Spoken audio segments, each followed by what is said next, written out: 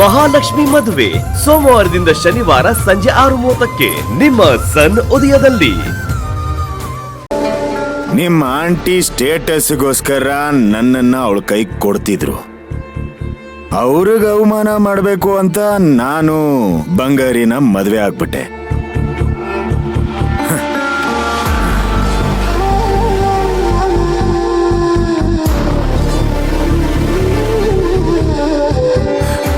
ಆದ್ರೆ ನನಗೆ ಆ ಗಿಲ್ಟ್ ಕಾಡ್ತಿದೆ.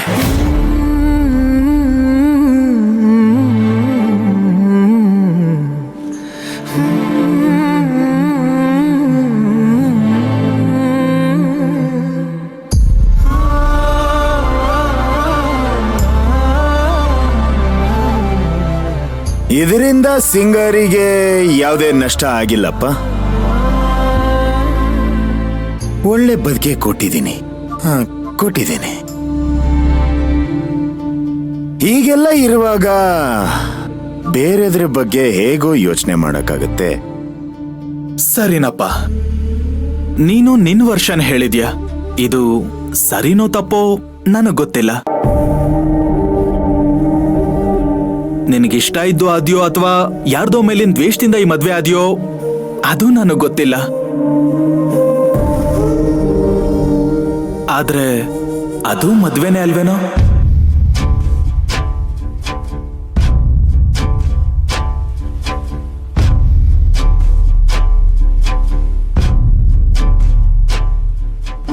ಅಂದ್ಮೇಲೆ ಈ ಹಳೆದನ್ನೆಲ್ಲ ಮರ್ತು ಹೊಸ ಬದುಕಿನ ಕಡೆ ಹೆಜ್ಜೆ ಹಾಕ್ಬೇಕಲ್ವೇನೋ?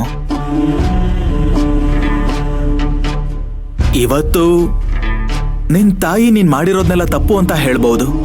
ಆದ್ರೆ ಇದೇ ಮನೆಗೊಂದ್ ಮಗು ಬಂದ್ರೆ ಆ ಮಗುವಿನ ನಗು ಜೊತೆ ಎಲ್ರು ಸಂತೋಷವಾಗಿರ್ತಾರಲ್ವೇನೋ? ಅದಕ್ಕೇನೆ ನೀನು ದಾಂಪತ್ಯ ಶುರು ಮಾಡುವಂತಿರೋದು.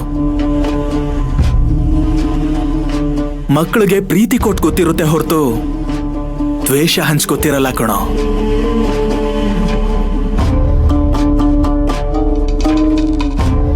ನನ್ನ ಜೀವನದಲ್ಲಿ ನಡೆದಿರೋದು ಯಾರು ಬೇಕಾದ್ರೂ ಮರಿಬೋದು. ಆದ್ರೆ ನಾನು ಮಾತ್ರ ಅದನ್ನ ಮರೆಯೋದಕ್ಕೆ ಸಾಧ್ಯನೇ ಇಲ್ಲ.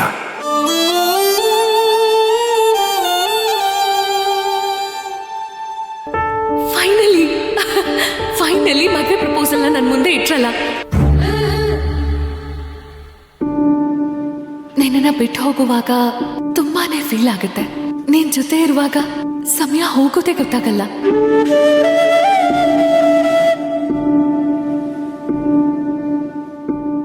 ಆದ್ರೆ ಅದನ್ನ ಮರೆಯೋದಕ್ಕೆ ಅಂತಾನೆ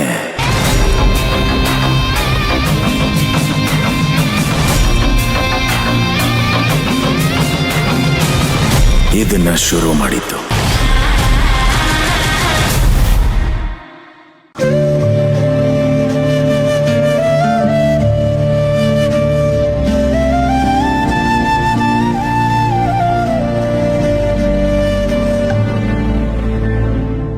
ಕಳ್ಕೊಂಡಿರೋದು ಒಂದು ವಸ್ತು ಆಗಿದ್ದಿದ್ರೆ ಮರ್ತು ಬಿಡ್ತಿದ್ದೆ. ಆದ್ರೆ ಅವಳು ನನ್ನ ಉಸಿರು, ನನ್ನ ಜೀವ.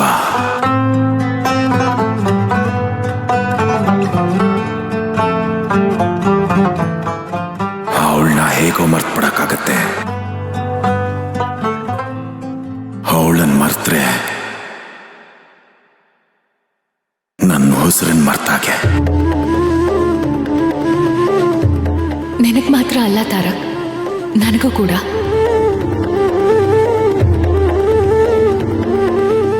ಅದಕ್ಕೆ ಶಾಶ್ವತವಾಗಿ ನಿನ್ ಜೊತೆನೇ ಇರ್ಬೇಕು ಅಂತ ಆಸೆ ಪಡ್ತಾ ಇದ್ದೀನಿ.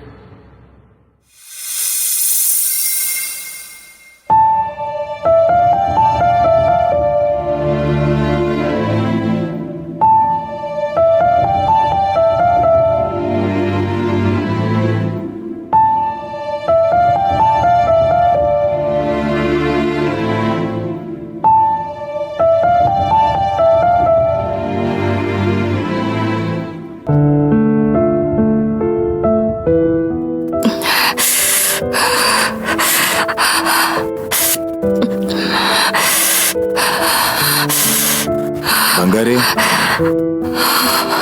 ಬಂಗಾರಿ ಯಾಕೆ ನಡಕ್ತಿದ್ದೀರಾ?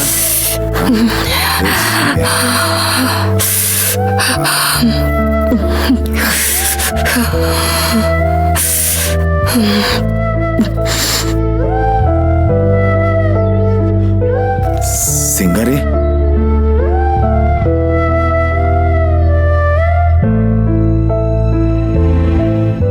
ಅಯ್ಯೋ ಅಯ್ಯೋ ಸುಡ್ತಾ ಇದೆ, ಜ್ವರ ಬಂದಿದೆ. ಸಿಂಗಾರಿ ರೀ, ಬಂಗಾರಿ ರೀ,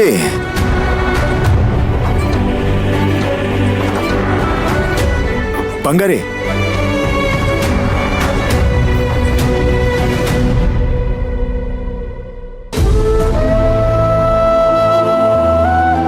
ಎದುಳಿ, ನಿಧಾನ ನಿಧಾನ.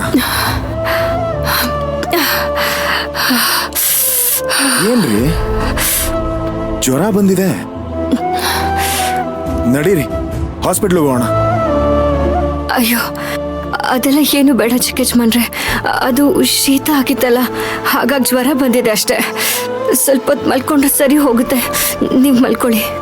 ರೀ, ನಾನೇನೋ ಹೇಳಿದ್ರೆ ನೀವೇನೋ ಹೇಳ್ತೀರಲ್ರಿ. ಜ್ವರ ಬಂದಿರೋದ್ ನಿಮಗೆ, ನನ್ನನ್ನು ಮಲಗಿಸ್ತಿದ್ದೀರಾ? ಹಾಸ್ಪಿಟ್ಲಿಗೆ ಹೋಗೋಣ ಅಂದಿದ್ದು. ಪರವಾಗಿಲ್ಲ ಚಿಕ್ಕ ಯಜಮಾನ್ರೆ, ಏನು ಬೇಡ.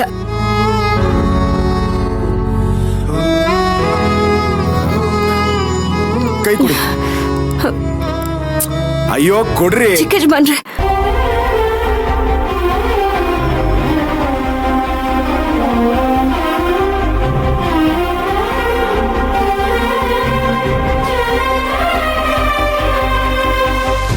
ಆ ಕೈ ಕೊಡಿ.